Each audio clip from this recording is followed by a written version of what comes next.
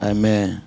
Na kwa neema ya Mungu ametoa neema tu nisimame mahali hapa.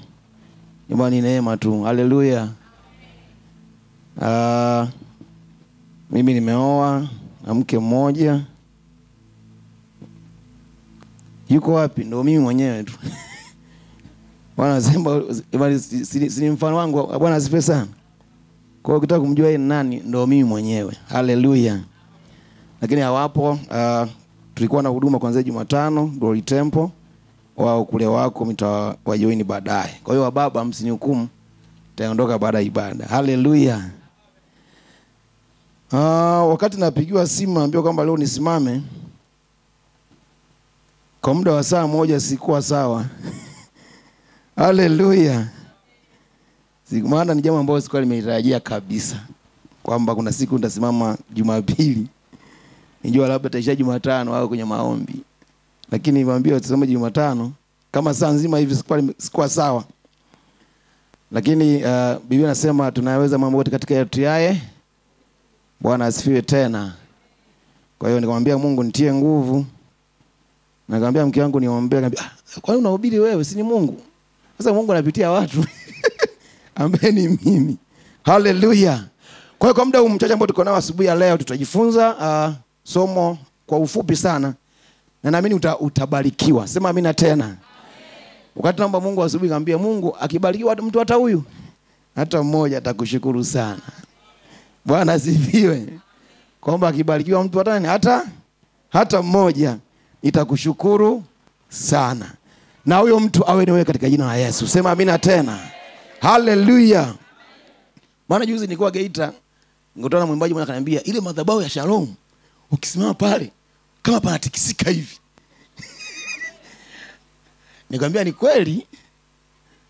Ni madhabahu kweli. Pale kuna baba askofu. Haleluya. Kwa hiyo watu wa mbali sema ile madhabahu ni hatari. Inatisha kama nini. Bwana asifiwe sana. Lakini Yesu yuko hapa. Haleluya. Maana watu wanakuja wanapokea majibu katika jina la Yesu. Sasa wewe unaandika, tutajifunza ujumbe fulani. Naamini tutabarikiwa. Unaitwa usiogope. Mwambie jirani yako, usiogope. Mwambie tena usiogope. Huu ndio ujumbe ambao tutajifunza asubuhi ya leo kwa muda uliotusalia mchache hapo. Na baada ya hapo naamini tutakuwa tumebarikiwa sana. Nilikuwa nasoma habari moja ya mtu fulani anasema hivi: watu wote waliofanikiwa kwenye nyanja yoyote ile, liwe jambo jema au baya, lolote lile, liwe jambo baya au jema, kuna kitu walikishinda, yani walishinda hofu. Bwana asifiwe sana. Liwe jambo jema au baya, lolote, kuna kitu walikishinda. Kwa hiyo kwa ulimwengu wake akafanikiwa. Kama ni mchawi, kuna sema alishinda tu kwenye uchawi wake. Bwana atusaidie sana. Kama ni kwenye umbea, kuna sema alishinda kwenye umbea wao. Na kama ni kwenye utumishi, kuna mahali alishinda. Haleluya. Kwa hiyo kila mahali popote ambapo mtu amefanikiwa, kuna kitu alikishinda, ndio kikamfanya kuwa watofauti. Maana kama ya kukishinda, kipi sasa kinatutofautisha sisi na yeye au yeye na sisi? Hapana. Kuna kitu ambacho yeye ana cha ziada kuliko sisi, au kuliko wewe, au kuliko yule. Lakini ashukuriwe Mungu atutie nguvu, tunaweza mambo yote katika jina la Yesu. Bwana asifiwe sana. Kwa hiyo tunaposema usiogope, ni tukio ambalo kila siku tunakutana nalo. Iwe kwenye familia kuna kuogopa pia. Iwe kwenye biashara mambo yapo. Iwe kwenye uchumi ndo kabisa. Na ndio maana kwenye Biblia imeandikwa mara nyingi sana, kama sijakosea 365 au 66, kitu kama hicho. Imeandikwa mara nyingi, usiogope. Maana ukiamka asubuhi usiogope. Kesho usiogope. Kesho kutwa usiogope. Desemba usiogope. Januari usiogope. Kwa wanajua tunaishi kwenye ulimwengu wa kutisha. Bwana asifiwe sana. Lakini ashukuriwe Yesu atupaye nguvu na kushinda yote kila siku itwapo leo. Haleluya. Kwa hiyo leo tunajifunza habari ya usiogope. Mtu akaniambia, hivi kuogopa ni nini? Nikamwambia kuna maana nyingi sana. Maana moja hapo ambayo mimi nilikuwa nikasema hivi, ni hali au kitendo cha mtu kujiona au kuhisi kama hayuko salama. Tendo au jambo la mtu linafanya kuhisi kwamba hayuko salama. Kwa mfano, umeenda Serengeti, unapita kwenye wale ambao tumeenda hiyo njia ya Serengeti, tunafahamu kuna wanyama wengi sana pale. Sasa usiku uko kwenye gari yako, alafu uko peke yako, mara engine chwing imesizi, alafu ni usiku. Kwa pale unasalimiwa na simba, Bwana asifiwe. Pale hamna mtu, na anayepita hasimami, anaangalia kwamba mshale wa futengi umeshuka au umepanda, anaamsha simami, hata kwa shetani hasimami. Hata pale ukisema ushuke, tunaweza tukaimba ule wimbo mwingine twende juu Sayuni. Kwa hiyo katika mazingira hayo nakwambia hivi, utaogopa tu kwamba mahali hapa sio salama. Maana nikishusha mguu nje, fisi anaweza kanipitia, si ndio au simba kanipitia, au Mr. Kasongo anaweza kupitia. Wala ambao mnaingia TikTok ndio Mr. Kasongo au Turbo, yeye akiona simba yeye ndio anaenda hapo hapo, anaweza kupitia pia. Haleluya. Kwa hiyo ni hali au kitendo ambacho kukuta kuhisi kama hauko salama. Hiyo ni maana ya kwanza niliyoipata. Kile maana ya pili nikasema pia ni kitendo cha kuona kuwa uwezo wako au nguvu zako ni ndogo dhidi ya upande wa pili. Ndio maana hata mabondia wakiwa wana ile pre-match wao wanakutana kwenye ile stage, wanavimbishana misuli, takupiga wala kuna mandonga, si mbona mtu paka anatangaza ngumi mtelezo, si ndio si ngumi nini, mkwala tu uone kama jamaa atanipiga. Hata nchi na nchi unapotaka kupigana huwa wanaweka ile trailer show, vifaru nini, kutisha tu kwamba wewe jamaa anamweza kweli yule, ile si mwezi, basi aishe. Kwa hiyo unapoona kama upande fulani una nguvu kuliko mimi, hiyo ni jamani, lazima utaogopa. Bwana asifiwe sana. Lakini sisi hatuogopi, maana tunaye Yesu Kristo, mwana wa Mungu aliye hai. Haleluya.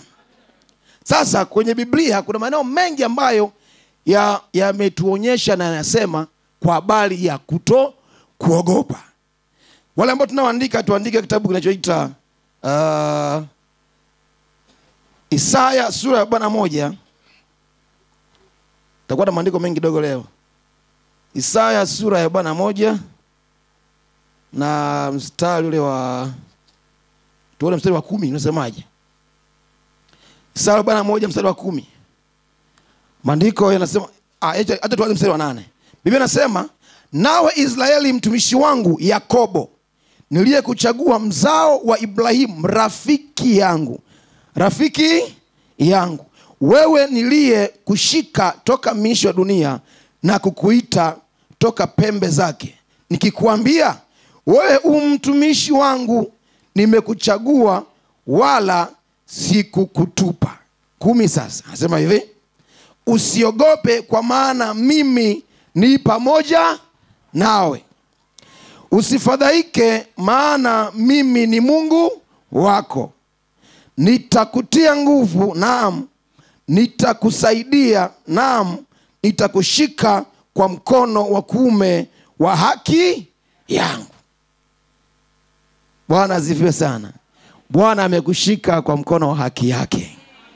Nasema mtumishi wangu usiogope. Sasa yule alikuwa ni Yakobo. Yakobo ni wewe, sema Yakobo ni mimi. Kwa anambia usiogope kwa maana mimi ni pamoja na wewe. Naposema pamoja, maana yake hakuna umbali. Unapokuwa shambani uko pamoja na yeye. Ukiwa kwenye bajaji uko pamoja na yeye. Ukiwa bafuni unaoga uko pamoja na yeye. Ukiwa unalima kwenye shamba lako uko pamoja na yeye. Anakuambia usiogope. Bwana asifiwe sana. Nami nakwambia asubuhi ya leo usiogope katika jina la Yesu. Haleluya. Maana ashasema niko pamoja na wewe. Tena anasema nimekujia kwa mkono wa kuume wa haki yangu. Bwana anasema mwenye haki wangu ataishi kwa imani. 10 nafikiri 48 kama sijakosea. 10:8 Waebrania. Mwenye haki wangu ataishi kwa imani. Hapa anasema naye akifanyaje? Akisita moyo wangu hauna furaha. Hapo anasema hivi, hatumo miongoni mwa wale wasitao. Haumo miongoni mwa wale wasitao. Sema amina tena. Hallelujah. Kwa hiyo ukisita my friend, Mungu hana furaha na wewe. Usiombe kutokufurahiwa na Mungu. Maana kama Mungu hatakufurahia, magonjwa yatakufurahia, atakupiga tu. Mungu atusaidie sana. Kama Mungu akukufurahia, mikosi itakupiga tu. Mungu atusaidie sana. Tamani kufurahiwa na Yesu katika jina la Yesu. Hallelujah. Kwa hiyo anasema usiogope. Siku moja itokea shimo nyumbani. Jirani yangu ambaye tunapakana naye aliweka beacon yake bila kunishirikisha. Kwa hiyo nikakuta amehamisha beacon akaleta kwangu. Hajanishirikisha. Sio hiyo show inavyokuwa. Yaani hajaniambia hapa ni kwangu na ameingia kwangu. Sasa mimi nimekaa nazungumza. Mbona kama mpaka hujakaa sawa hivi? Ngasema kwa sababu ya kunishirikisha na mimi simshirikishi bila. Nilipata maono hayo. Na mimi nikachimba shimo lingine nikangoa nikarudisha kama ambavyo hakunishirikisha. Kwa hiyo ni mwendo wa kutoshirikishana. Hallelujah. Hata mimi nilikuwa sina noma. Kumbe mwenzangu alikuwa ananitafuta. Huyu ni nani? Huyu jamaa nini? Ananichokonoa. Mimi sasa sijui. Kwa mwamba alipokuja akuta nimerudisha kule ambako yeye alikotoa hakunishirikisha na mimi sikumshirikisha.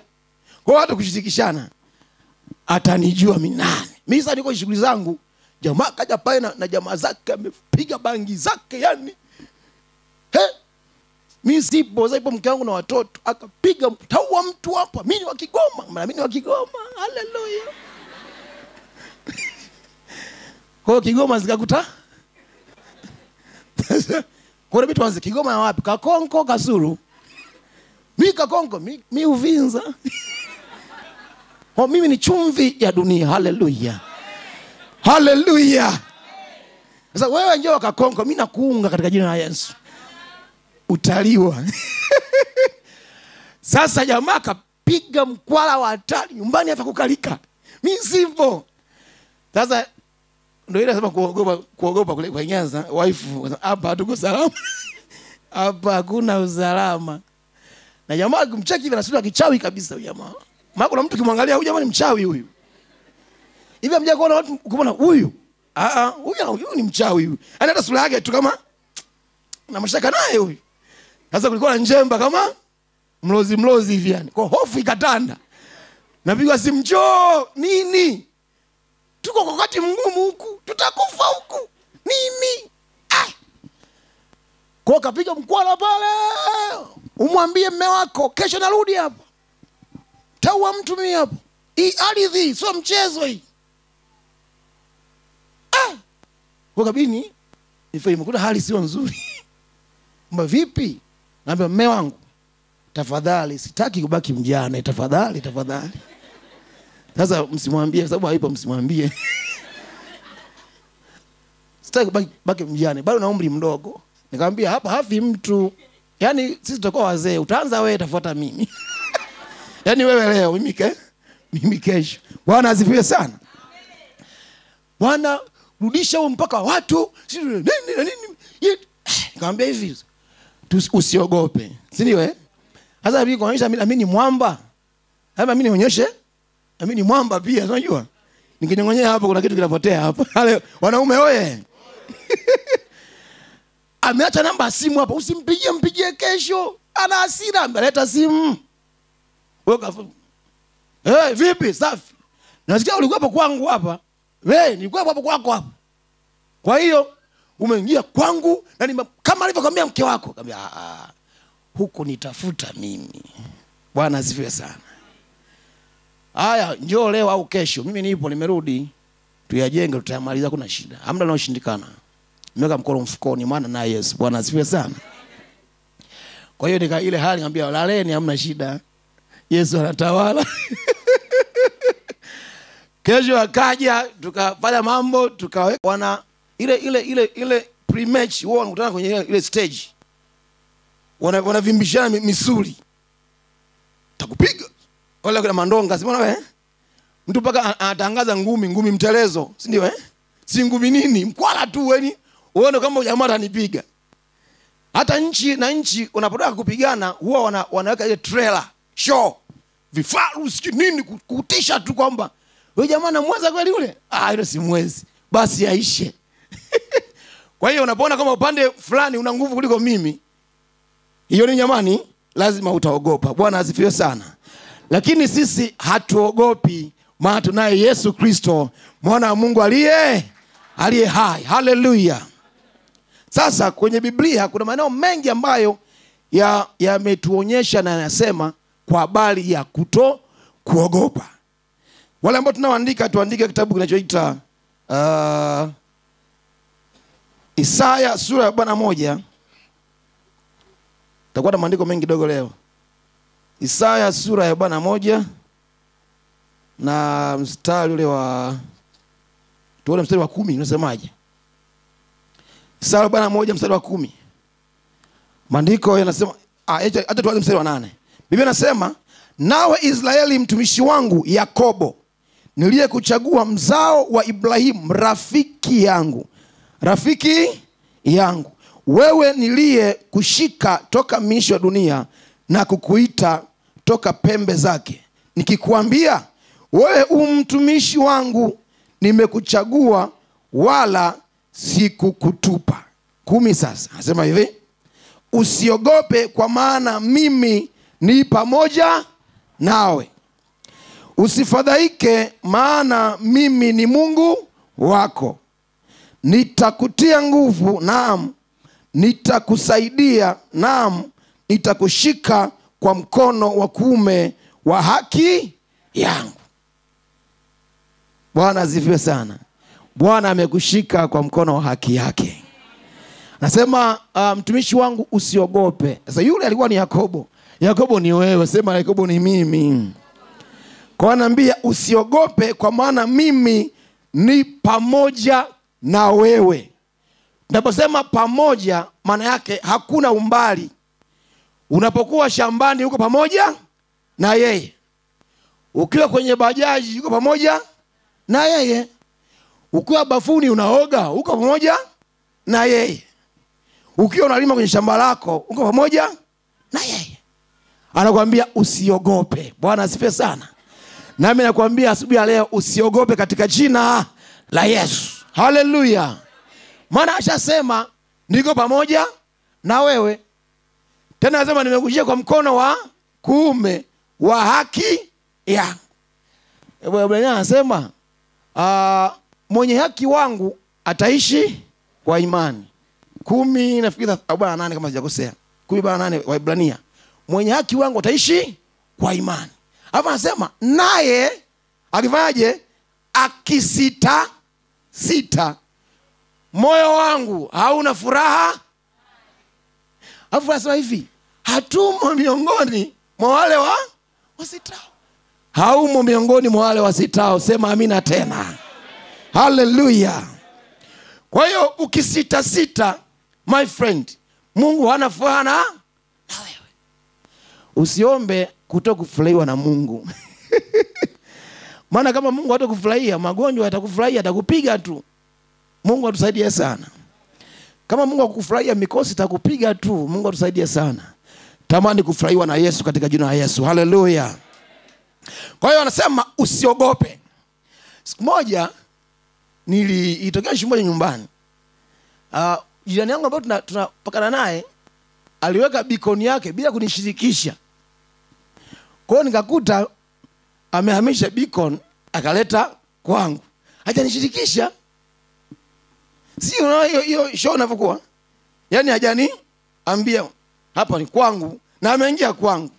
Sasa mimi nimekaa nazungumza. Mbona kama mpaka hujakaa sawa hivi? Ngasema kwa sababu ya kunishirikisha na mimi simshirikishi bila. Nilipata maono hayo. Na mimi nikachimba shimo lingine nikangoa nikarudisha kama ambavyo hakunishirikisha. Kwa hiyo ni mwendo wa kutoshirikishana. Haleluya. Hata mimi nilikuwa sina noma. Kumbe mwenzangu alikuwa ananitafuta. Huyu ni nani? Huyu jamaa na nini? Ananichokonoa. Mimi sasa sijui. Kwa mwamba alipokuja akuta nimerudisha kule ambako yeye alikotoa akunishirikisha na mimi sikumshirikisha. Kwa watu kushirikishana atanijua mimi nani. Mimi sasa niko shughuli zangu. Jamaa kaja pale na jamaa zake amepiga bangi zake yani. Mimi sipo, sasa mke wangu na watoto akapiga taua mtu hapa. Mimi wa Kigoma, na mimi wa Kigoma. Haleluya. Kwa Kigoma zikakuta. Kwa nini tuanze Kigoma na wapi? Kakonko, Kasulu. Mimi Kakonko, mimi Uvinza. Kwa mimi ni chumvi ya dunia. Haleluya. Haleluya. Sasa wewe njoo Kakonko, mimi nakuunga katika jina la Yesu. Utaliwa. Sasa jamaa kapiga mkwala wa hatari nyumbani hata kukalika. Mimi sipo. Sasa ndio ile nasema kuogopa kule kwa Nyanza, wife hapa hatuko salama. Hapa hakuna usalama. Na jamaa kumcheki hivi anasema kichawi kabisa huyu jamaa. Maana kuna mtu kimwangalia huyu jamaa ni mchawi huyu. Hivi amja kuona watu kuona huyu. Huyu ni mchawi huyu. Ana hata sura yake tu kama na mashaka naye huyu. Sasa kulikuwa na njemba kama mlozi hivi yani. Kwa hofu ikatanda. Napigwa simu, njoo nini? Tuko kwa wakati mgumu huku. Tutakufa huku. Nini? Kwa kapiga mkwala pale. Umwambie mume wako kesho narudi hapa. Taua mtu mimi hapa. Hii ardhi sio mchezo hii. Kwa kabini nifahimu kuna hali sio nzuri. Mba vipi? Naambia mume wangu, tafadhali sitaki kubaki mjane, tafadhali. Sasa msimwambie sababu haipo, msimwambie. Sitaki kubaki mjane, bado na umri mdogo. Nikamwambia hapa hafi mtu. Yaani sisi tutakuwa wazee, utaanza wewe tafuata mimi. Yaani wewe leo mimi kesho. Bwana asifiwe sana. Bwana rudisha huo mpaka watu nini. Nikamwambia hivi, usiogope. Si ndio Sasa mimi kuonyesha mimi ni mwamba. Hapa mimi nionyeshe mimi ni mwamba pia, unajua? Nikinyongonyea hapo kuna kitu kinapotea hapa. Wanaume oye. Ameacha namba ya simu hapa, mpigie kesho. Ana hasira, ameleta simu. Wewe vipi? Safi. Nasikia ulikuwa hapo kwangu hapa. Wewe nilikuwa hapo kwako hapa. Kwa hiyo umeingia kwangu na kama alivyokuambia mke wako, akamwambia huko nitafuta mimi. Bwana asifiwe sana. Haya, njoo leo au kesho. Mimi nipo, nimerudi. Tuyajenge, tutayamaliza, kuna shida. Hamna linaloshindikana. Nimeweka mkono mfukoni maana na Yesu. Bwana asifiwe sana. Kwa hiyo ile hali niambia laleni, hamna shida. Yesu anatawala. Kesho akaja, tukafanya mambo, tukaweka sawa. Kuna mahali alikosea, mimi nilikosea, kama msamaha. Nikamwambia jamaa kwa Yesu la kichawi hii, ndikiwa hame hapa. Huyu jamaa kesho akakengeuka huyo. Nikamwambia Mungu, muhamishe tu huyu hapa. Kwani vipi? Tuna mamlaka kuhamisha mtu, sema amina tena. Na wala umwambii, ambia huyu ndikwa ahame. Nikamwambia hapa atapauza tu, tuna kwa bei ya hasara. Haikupiga hata mwezi. Kaja, napauza. Presha uzwa katika jina la Yesu na hayupo tena. Sema amina tena. Nakwambia usiogope. Nasema tena usiogope. Bwana yuko na wewe. Haleluya. Atakushika kwa mikono. Kuna mikono mingi. Kuna mikono ya mikosi. Si kweli Ukikushika mkono unakuwa na laana. Biashara inakufa. Si ndio? Ndio maana akamwambia yeye si mkono tu kama mkono wa kwako, mkono wa haki yake. Bwana asifiwe sana. Kwa tamani mkono wa Mungu kushike asubuhi ya leo. Hautakuwa kama jinsi ulivyo. Sema amina tena. Kwa hiyo anakuambia mtumishi wangu ambao wewe na mimi tuko hapa, tusiogope. Bwana yuko na sisi. Haleluya. Huyu alikuwa ni Isaya. Tuone mtumishi mwingine anasemaje. Ukifungua kitabu cha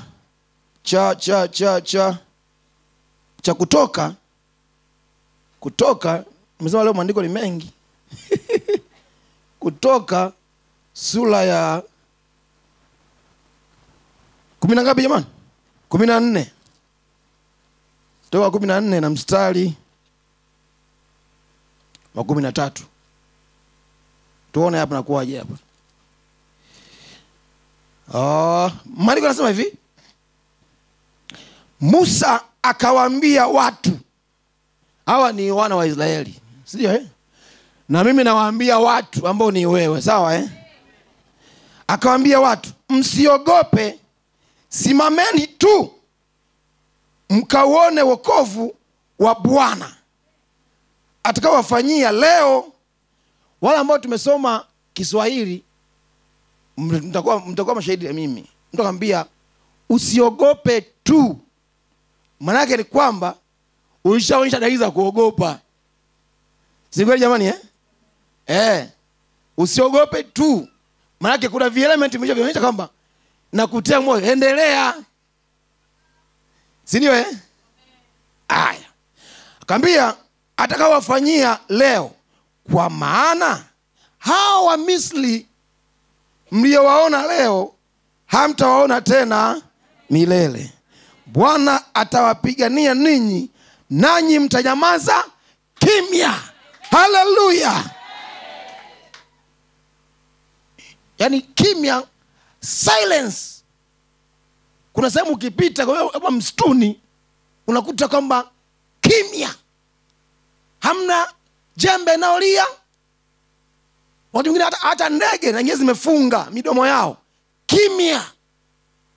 Kwambia Bwana atawapigania, nanyi mtanyamaza kimya. Zingatia neno nini? Kimya. Bwana asifiwe sana. Maana yake kukiwa kimya, wewe ndio unaruhusa kuongea, wale wakakusikia unaongea nini. Bwana asifiwe sana. Kwa hivyo ukiwa sokoni, huyu asema makibaga, Chinese, chicha, hey, kaliako. Sio unaweza kaongea usisikike. Yaani ukaongea mpaka jasho unafanya hivi. Jamani, mbona wanisikii? Hamna kimya. Lakini kukiwa kimya utaongea neno moja watakusikia. Bwana asifiwe sana. Kwa hiyo anawaambia, Musa anawaambia wana Israeli, nanyi Bwana atawapigania, nanyi mtanyamaza kimya. Ilikuwa hivi wewe, hata kama ingekuwa ni wewe, hata kama ingekuwa ni mimi, si ndio Yaani tumetoka Misri, tunaambia tunakwenda nchi ya ahadi yenye maziwa na asali. Alafu haujaona ile asali, unakutana mbele na bahari. Alafu sikio imechafuka sasa. Mawimbi. Naambia njoni kumeze. Si ndio Alafu kulia milima, kushoto milima, mawe. Alafu nyuma unaona vumbi la magari ya wa Misri changanya ni vumbi tu. Wewe ungefanyaje? Unakoimba wao akasema, "Ae mama wewe ungefanyaje?" Sina kujua kuimba. Sifanye mmeokoka sana kama mngajui yani. Umeona vukua? Kwamba hata wewe ungeogopa. Jamaa si kweli? Lakini Musa anamwambia pamoja na kama hayo anamwambia, msiogope. Bwana atawapigania, nanyi mtanyamaza kimya. Kwa maana ni kwamba hakuna jaribu kubwa kumzidi Mungu. Bwana asifiwe sana. Mungu ni mkubwa kuliko hilo jaribu. Sema amina tena.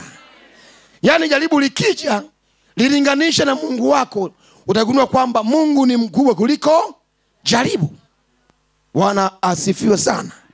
Yesu asifiwe sana. Kwa hiyo lolote ambalo unakutana nalo, whether kwenye kazi, kwenye biashara, ukiwa na Mungu, mwambie Bwana nipiganie. Haleluya. Na yeye atakupigania. Mimi wana na mkosi ni Mungu anataka kunifundisha, ni sio mkosi. Mungu anataka kunifundisha. Yaani mimi na changamoto kwenye eneo langu, wewe si huwa inakuwa shida gani? Yaani majirani zangu wao wanaingia kwenye eneo langu. Kwa neema Mungu ndakaenda kidogo kakubwa kesi sio mbaya. Sasa yani mwingine hivyo hivyo na akaingia wapi? Kwangu tena. Mambo kama hayo. Yeye ni wa upande wa huku.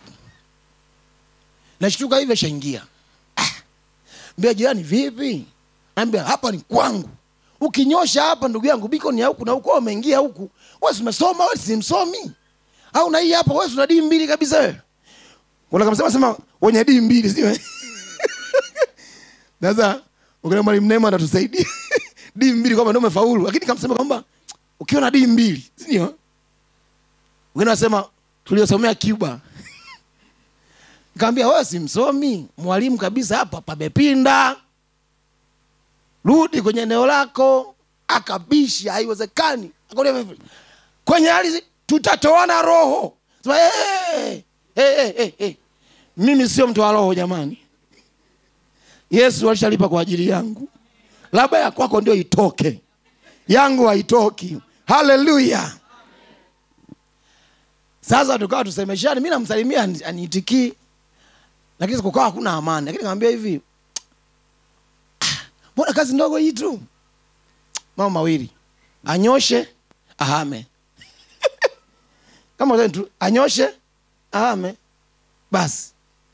Biblia inasema vita si vyetu ni vya Bwana.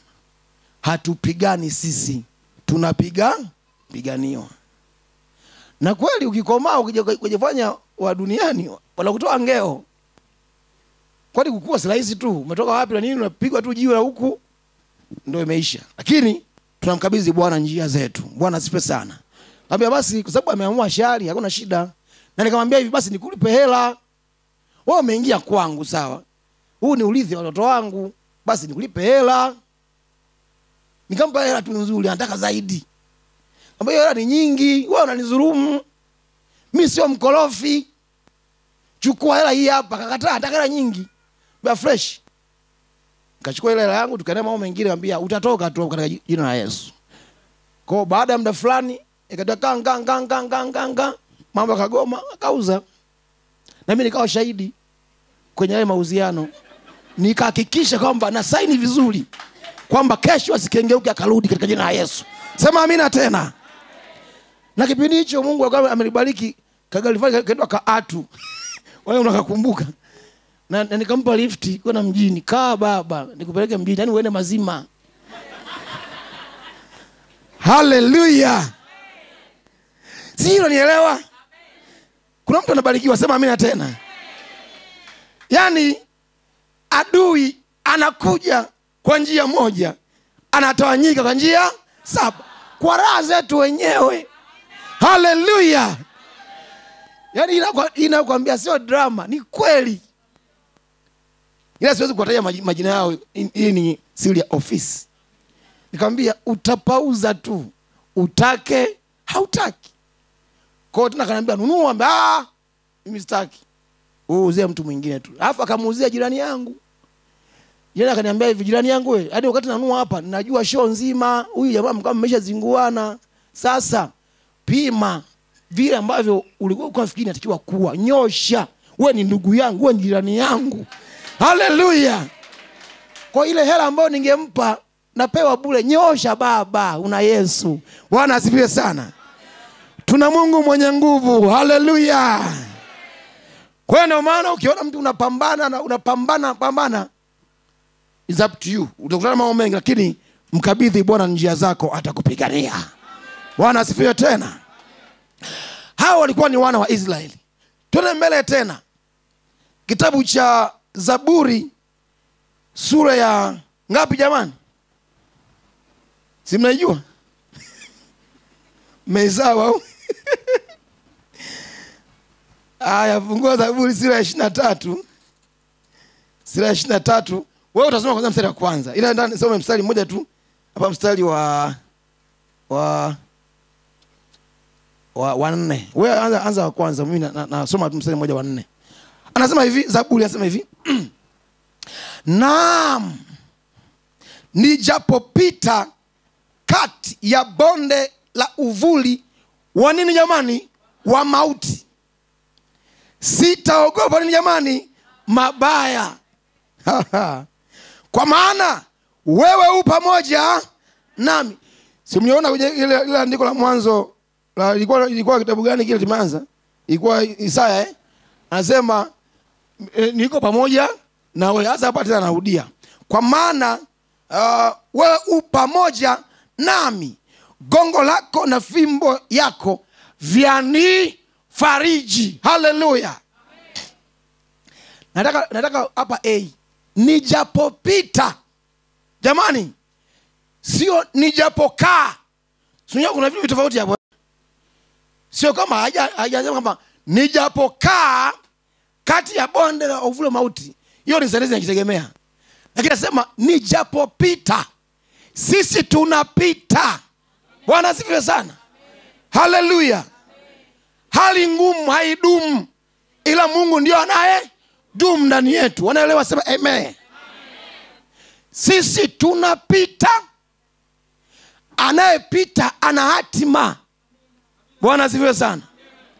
Anayepita ana hatima, kwamba anapita kwenye hali ngumu, lakini naenda kule nitafika. Nasema kwamba gongo lako na fimbo yako vyanifariji. Pamoja na kupita kwenye hali ngumu, yaani sisi tunapita tunafarijiwa. Kwa hauko peke yako, uko na Yesu. Mstari ukanitia moyo kama okay.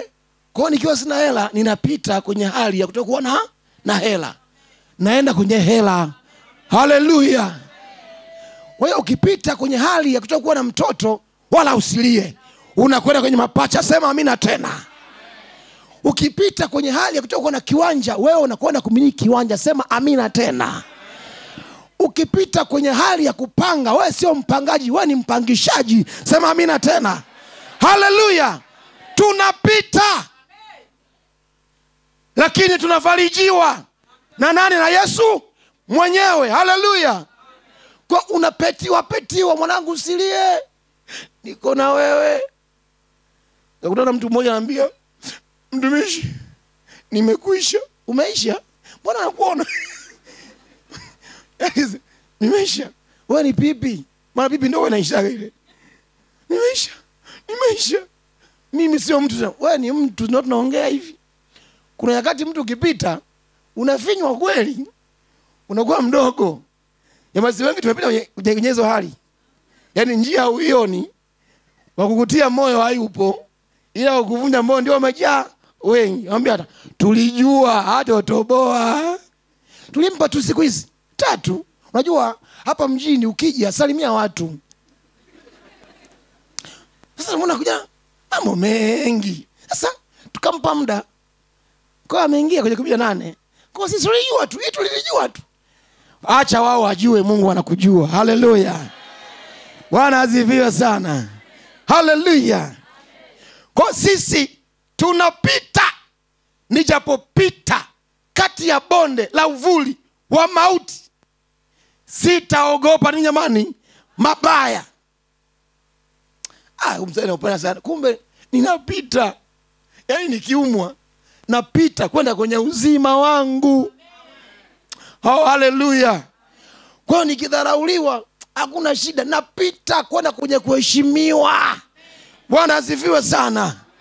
Nikishushwa chini napita kwenda kwenye kuinuliwa juu. Haleluya. Nikionewa ninapita na kwenda kwenye kuthaminiwa.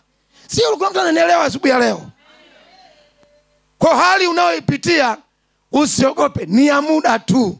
Bwana anakwenda kukupigania na utanyamaza kimya katika jina la Yesu Kristo. Haleluya. Baada ya kusoma mstari, mimi sina hofu. Anasikia? Kuna kipindi wewe unapita hata yaani umesongesha, si ndio? Umevaa kikomo. Songesha wewe. Wewe unatuokoaga hiyo. Mtu mwingine umeshua luku. Unasongesha. Huku umesongesha empower, si ndio? Si. Lakini hali ngumu. Akiniambia hela itaingia tu.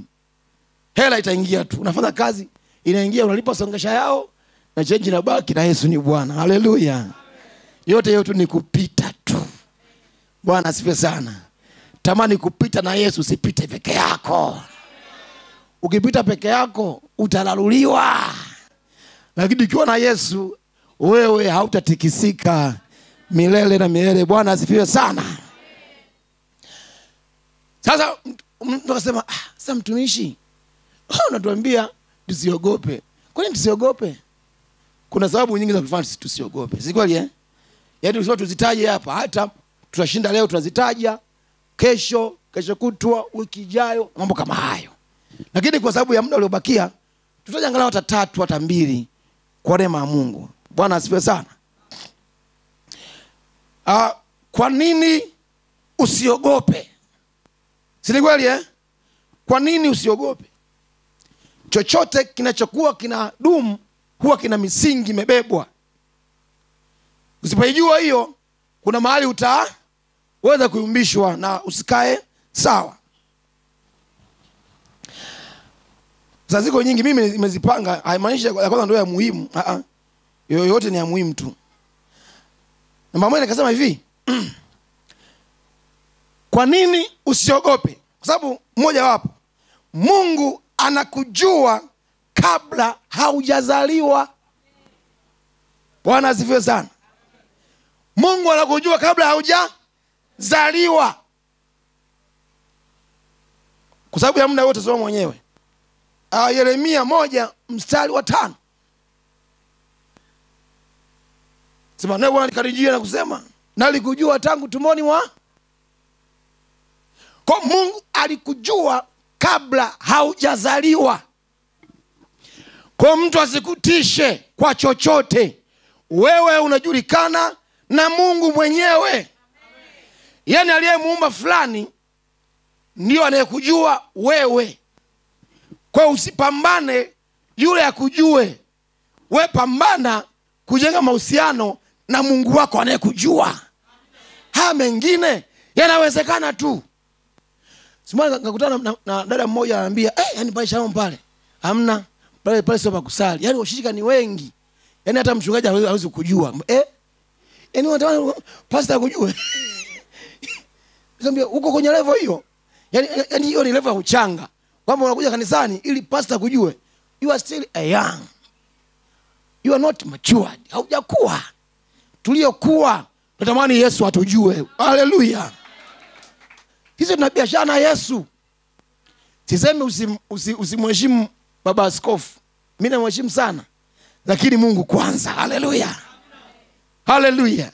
Kwa anakujua tena kwa jina lako. Wakikusahau watu waambie hamna shida. Mimi ananijua kwa jina langu. Sasa wewe jiulize, kama anakujua, ukipita kwenye changamoto, ukamwambia baba, hapa na changamoto, anakujua, ataenda kukusaidia. Hem, tuongee tu, ataenda kukusaidia. Atakusaidia maana anakujua na ana mpango na wewe. Labda wewe ndio ujitoe kwenye reli. Maana siku hizi kuna watu ambao wamejitoa automatically, wamejitoa kwenye mpango wa Mungu. Ulevi unao. Kusengenya ndio wewe. Mipasho wewe. Unakopa ulipi ni wewe. Si kweli jamani? Uongo ni wewe. Sema tulikuwa tuko pale kabla hajatoka hapa. Alikuwa anafundisha mzee Johnson, nafikiri kama kitu hicho. Akasema kwa hiyo mtu akikopa asipolipa, asifanye hivi, ukikopa lipa. Usije kwangu nikuombe, lipa. Katika jina la Yesu. Bwana asifiwe sana. Mbona tumepoa kwenye hilo eneo? Bwana akupe hela ulipe yote. Sema amina tena. Nikutie moyo kwa staili hiyo. Kwa hiyo anasema anakujua kabla haujazaliwa. Haleluya. Mimi hivi nilivyo hivi. Yaani Aisha nijua kwamba leo nitasimama hapa, nitaongea haya katika jina la Yesu. Point namba 2. Mbali na kukuchagua na kukujua, kuna kitu amekiongeza. Anasema hivi, wewe ni mwana wa Mungu. Sijui tunaelewana hapo. Kuna kujulikana lakini usiwe mwana. Anakujua sawa, lakini anaongeza kwamba wewe ni mwana wa Mungu. Tafsiri nyingine, mwana ni mrithi. Ndio maana ukienda kwenye familia fulani utakuta mzazi anagombana na mtoto. Mbona hauli? Kula, shika fimbo. Ni vya kwake. Sasa mimi mgeni ambayo kule nilikotokea kule Uvinza na sijana chai miezi 6 ikiwa pale kwenye buffet, napiga kama sina akili nzuri. Lakini mtoto mnagombana, kula haku. Jamani, wali siku hizi ashangaa. Na utafutia wali. Ni mrithi, ni vya kwake. Haleluya. Haleluya. Kwa anasema wewe ni mwana. Ukisoma kwenye kitabu cha Yohana, no, not Yohana. Okay, sawa. Yohana 1:12. Wote waliompokea, jamani, hao watu wakoje? Wamefanya kuwa ni kuwa wana wa Mungu. Kwa maana wote waliompokea amewafanya kuwa wana wake. Kwa hiyo ukishampokea Yesu, wewe ni mwana. Sema mimi ni mwana. Yaani unaongea na baba direct. Mzee wako akiwa waziri mkuu au akiwa kwenye kitengo fulani, mnajulikana, huyu ni mkubwa, huyu ni fulani. Kwa ukifika pale, wewe hamna kucheki, unaingia moja kwa moja. Wewe ni mwana. Haleluya. Sisi tunapokwenda kwa Mungu, tunakwenda moja kwa moja. Sisi ni wana wa Mungu. Bwana asifiwe sana. Ndio maana hata watoto wa vigogo wanakuwa paka escort. Mtoto wa miaka 2 aina chekechea na bunduki na mlinda. Sasa jiuliza, aka katoto wa miaka 2 haina bunduki. Ni mwana, ni mrithi wa ile nafasi. Wewe mwenzangu mimi mbonishi hapo. Bwana asifiwe. Lakini pointi 3, kwa nini usiogope? Tunasema wewe ni rafiki wa Yesu na sio mtumwa. Kama unaandika Yohana 15:15. Anasema si ninyi mlionichagua, ni mimi niliye wachagua. Hapa anasema siwaiti watumwa, maana mtumwa hajui atendalo bwana wake. Lakini ninyi nimewaita kuwa rafiki zangu, maana nimewaambia yote niliyoambiwa na Baba yangu. Haleluya. Rafiki ni mtu ambaye ni wa karibu sana, huwezi kumficha kitu. Wakati mwingine akifika kwako akasema, "Hey, hamna msosi. Heri kwa tule." Anaweza kamlisha na nini? Yaani kama vile kwake. Akaja kala, akanywa, akafanya nini? That is friend. Sisi ni marafiki wa Yesu. Wewe ni rafiki wa Yesu. Haleluya. Rafiki una lugha fulani ya kuzungumza naye. Kwa hiyo hauwezi kuogopa chochote, maana aliyesema imekwisha ni rafiki yako. Haleluya. Yeye aliyesema tusiogope ni rafiki yako. Kwa kama rafiki yako, unaogopa nini? Chochote kinawezekana kutendeka katika jina la Yesu. Bwana asifiwe sana. Ndio maana tunaposema tumempokea Yesu, tunatembea kifua mbele. Mtu mmoja akasema atembea kifua mbele kama mgambo, si ndio? Wewe wimbo sinaujua. Na mwingine akasema woga wako ndio umaskini wako. Yaani kiwango cha woga wako hicho ndio kiwango cha umaskini wako. Maana wote waliofanikiwa eneo lote, iwe la kiroho au la kimwili, kuna mahali wameshinda woga. Bwana akakushindia katika jina la Yesu. Haleluya. Kwa hiyo sisi ni marafiki wa Yesu. tunapotembea tuko na rafiki yetu Yesu. Tukimwita anakuja kushughulika na maisha yetu. Wale ambao mlikuwepo wiki iliyopita kadhaa tujifunza habari ya rafiki. Sifa moja wapo ya rafiki, analipa gharama.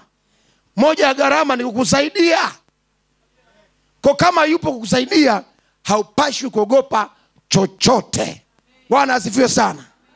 Lolote likatokea na asiweze kushangaa, maana mwenye nguvu ni Yesu Kristo, Bwana Mungu aliye hai. Bwana asifiwe sana. Mimi kwenye maisha yangu sijawahi kusema nitashindwa. Hata siku hii. Na mseme kama najisifu wala nawatishia, ndio nimechagua hayo maisha. Bwana asifiwe sana. Na hiyo mimi imenisaidia sana kushinda vitu fulani na mambo kama hayo. Tamka tu, usiogope kutamka. Nasema usiogope kusema. Usiogope kufanya kitu. Kama wewe ni mfanya biashara, usiogope kufanya biashara. Mimi nakwambia biashara wenye hela ni wa mataifa. Na alikwambia kitu hicho, kwamba wenye hela ni wa hivi. Wewe ni mmiliki. Haleluya. Tumeshindwa kuingia kukompiti kwenye maeneo fulani kwa sababu tu kwamba tunafikiri wenye haki ni wa upande wa pili. Juzi nilikuwa kutana na jamaa wangu mmoja ananiambia, njoo kwenye madini. Madini. Maana anasema kule kuna uchawi mwingi. Ndio huo anasema hivyo. Ndio huo anasema hivyo. Akanambia huko brother hakuna uchawi. Huko Yesu yupo na hela napigwa. Utapiga not. Njoo. Ambia utakuja. Nasikia mimi nitakuja, hamna shida wakati Bwana ukifika. Kama wakati wako leo kwenda kwenye madini, nenda kachimbe katika jina la Yesu. Kachimbe na Mungu atakusaidia. Kama wao wanaenda kuomba mizimu yao, wewe muombe Yesu. Kama wao wanatoa sadaka kwenye miungu yao, toa sadaka nawe kwa Yesu. Afu tupime matokeo. Sawa Kama wakati ule wa Danieli, anambia sisi hatutokula vyakula vya mfalme. Mtupime. Tupani mtama na maji tu. Tuone itakuwaje. Aliyetakata ni aliyekuwa ni jamani mtama. Kwa tupime sadaka.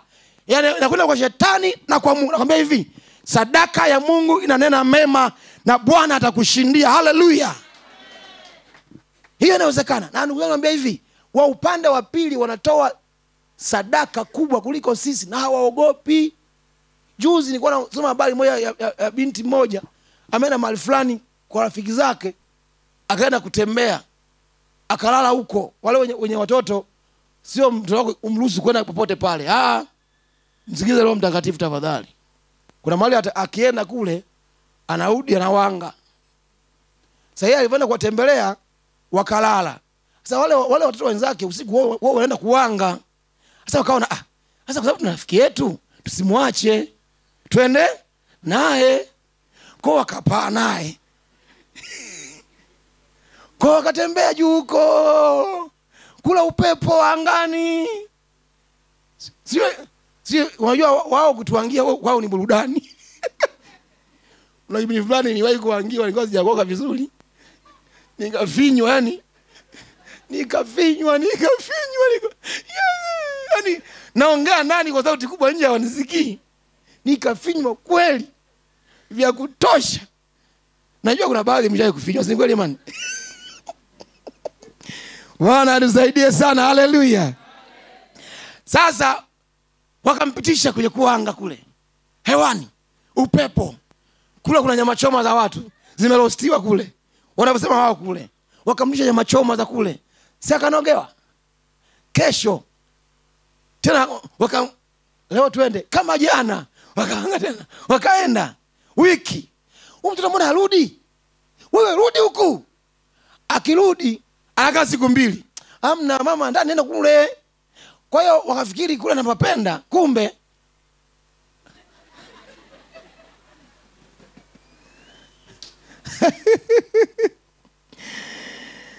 ila wangaji wanawazaga sio wanafaidika, sijui ene kwenye ulimwengu wao wanajua. Sasa baada akaenda akagundulika. Wakamuuliza, ulishawahi kuwasha ile ndege yao? Akasema sijawahi kuwasha ile ndege. Kwa nini? Akasema hivi, kuna sadaka nilishindwa kutoa. Sadaka? Okay. Sadaka gani? Ili uwashe ile ndege nitakiwa uwe. Yaani tukuwasha ile ndege tu ya usiku ile unaua. Ili uwashe ndege.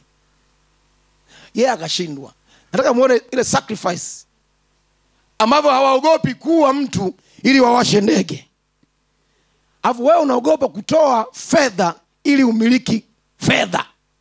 Simona tunapishana Yaani wao wanatoa sacrifice wa wange. Yaani alafu asubuhi ndio waje wale ndani. Alafu wewe unaogopa kufanya kwa Mungu ili ubarikiwe. Unajua tayari wacha tushinda kwenye ulimwengu wa roho. Bwana tusaidie sana. Kwa akaombewa na akafunguliwa. Kwa nataka nikwambie kwamba hata upande wa pili hawaogopi kutoa sadaka. Wengine paka wanatoa uhai. Mtu anatoa kiungo, anakata mguu ili apate hela. Nakwambia hivi, sisi tutamiliki hela bila kukata miguu katika jina la Yesu. Tutamiliki uchumi bila kutoa wazazi wetu katika jina la Yesu. Tutamiliki mali bila kutoa watoto wetu, maana Yesu aishakufa msalabani kwa ajili yetu. Cha msingi tu usiogope, muamini Mungu. Usiangalie wanasema nini, haijalishi.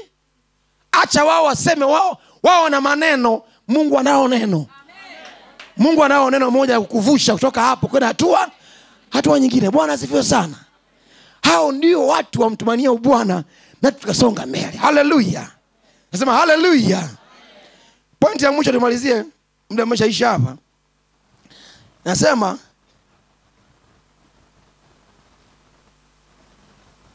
aliye upande wetu ana nguvu kuliko adui. Andika Wafalme wa pili sura ya 6 mstari wa 12 hadi 17. Utasoma kwa muda wako, muda umeisha. Wafalme wa pili sura ya 6 mstari wa 12 hadi 17. Hii ni habari tunaijua wakati ule wa mfalme wa Israeli na mfalme wa Shami alikuwa anapanga kwenda kuvamia wa Israeli.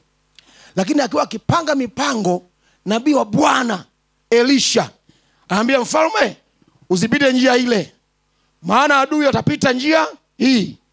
Kwa wanajipanga, wale adui wakiingia wanatekwa, Israeli wanashinda. Hasa yule mfalme wa Shami anauliza wale wenzake kama, hivi nani anampeleka taarifa? Ni nani? Wakasema, mfalme haujui, kuna mwamba mmoja anaitwa Elisha. Yeye anayafunua hata yale ambayo unayasema kitandani kwako. Kwa ukiwa na mke wako mnanongoneza, mtu yao unajua mnamteta mtu kule, mwamba anaambiwa wanapanga kwa ajili ya wa Israeli. Mwambie mfalme. Tena wakamwambia hivi, si mara moja wala si mara mbili, ana taarifa. Akasema, huyo ni nani? Ni Elisha. Akasema, atanijua ni nani. Akapanga majeshi kwenda kuzingira ile nyumba ambayo alikuwa Elisha mtumishi wake. Wakaingia wakazingira wakati wa usiku. Sisi tumelala, wao wamelala, hawajui kinachoendelea. Mtumishi wa Elisha anaamka asubuhi, anakuta majeshi yametanda, vifaru. Ndio vile kwako pale unapigiwa tu simu na jirani yako, jirani na kuibia siri, usinitaje, kuna majeshi yako nje hapo na kufuata wewe. Utaanza, Yesu utaimba paka zile nyimbo za ukoo wenu zile. Hivyo toka nje akakuta kuna majeshi. Akaogopa. Biblia inasema akaogopa. Akarudi akamwambia Elisha, mtumishi, kuna majeshi yako nje, ni mengi. Mtumishi akamwambia hivi, anamwambia, usiogope, maana walio upande wetu ni wengi kuliko hao maadui. Haleluya. Walio upande wako ni wengi kuliko hao wanaokufuatilia. Sema amina tena. Haleluya. Akasema, hii haitoshi, hajanielewa. Hajanielewa. Akamwambia, Mungu mfunulie macho. Mungu akamfumbulia macho, akaona majeshi ya malaika yamezunguka. Kwa hiyo alivyoona, hakuona tena wale Washami, akaona majeshi ya malaika. Mungu akifungua macho, hautaona adui yako, utamuona Yesu mwenyewe. Bwana asifiwe sana. Tamani kumuona Yesu mwenyewe, sio wale wanayokutesa. Maana ukimuona Yesu ukishamuona, yeye atashughulika na adui zako. Maana vita si vyako, ni vya nani jamani? Ni vya Bwana. Haleluya. Aisha kama hivi, hii haitoshi. Akaomba, akamwambia sawa, hebu tuwafanyie show moja hivi. Akamwambia sasa jamani, mnayemtafuta sio hapa, mmekosea njia, twende niwapeleke. Kweli kudu. Akapeleka paka kwenye katikati ya mji. Akamwambia msiwaue hawa watu. Fumbua macho, wanajikuta wako wamezingirwa na majeshi ya Israeli. Wakatetemeka. Adui zako atazingirwa na majeshi ya Bwana. Bwana asifiwe sana. Na akamwambia hivi, wala msiwaue, wapikieni msosi, nyama choma. Adui yako wakati mwingine usimjibu mabaya, mpe nyama choma, ajue wema wa Bwana. Haleluya. Wapikieni wale, wakishakula wakashiba, waruhusuni wakampe taarifa mfalme wa Washami. Wakala, wakashiba, wakasindikizwa. Habari walioipeleka kule, wanaambia tangu wakati huo hakutokea vita tena. Bwana asifiwe sana. Ni maombi yangu kwamba adui zako wajue kama Mungu wako ni mkubwa kuliko wao. Sema amina tena. Sema amina tena. Na vita si vyako, ni vya Bwana. Bwana asifiwe sana. Aliye upande wetu ana nguvu kuliko adui. Ndio maana adui akija kwako, usipigane naye. Mwambie Bwana shughulika naye, atasawazisha yote. Anasema atainyosha njia yangu. Bwana atainyosha njia yako. Iwe kwenye uzazi, Bwana anyoshe njia yako. Sema amina tena. Iwe kwenye biashara, Bwana akakufanikishe. Iwe kwenye masomo, Bwana akafungue njia. Iwe kwenye huduma, Bwana akafungue mlango. Iwe kwenye sanaa yako, Bwana akafungue njia tena. Kwenye utumishi wako, Bwana akakuinue. Waliosema wewe ni wa chini, waambie nawapa muda tu, mimi ni wa juu, sio wa chini. Waliosema hauwezi, ambia mimi naweza mambo yote katika yeye anitiaye nguvu. Na kama wewe ni mgonjwa, waambie sitakufa bali nitaishi. Sio kuishi tu, nitayasimulia matendo ya Bwana. Wanaelewa waseme amina. Sema amina tena. Watu wakasimulia matendo ya Bwana ambayo anafanya katika maisha yako. Hakuna jambo lisilowezekana kwa Bwana. Haupaswi kuogopa. Uliyembeba na nguvu kuliko adui yako, aliyekuzunguka na nguvu kuliko adui yako. Wewe ni wa juu na wale sio wa chini. Ukabarikiwe mjini, ukabarikiwe shambani. Bwana bariki watoto wako, ainue kazi yako, ainue huduma yako. Kama unaelewa sema amina. Inuka mahali ulipo. Inuka mahali ulipo. Nasikia nguvu ya Bwana. Inuka mahali ulipo tu. Watu wa Mungu, wakati mwingine tunakuwa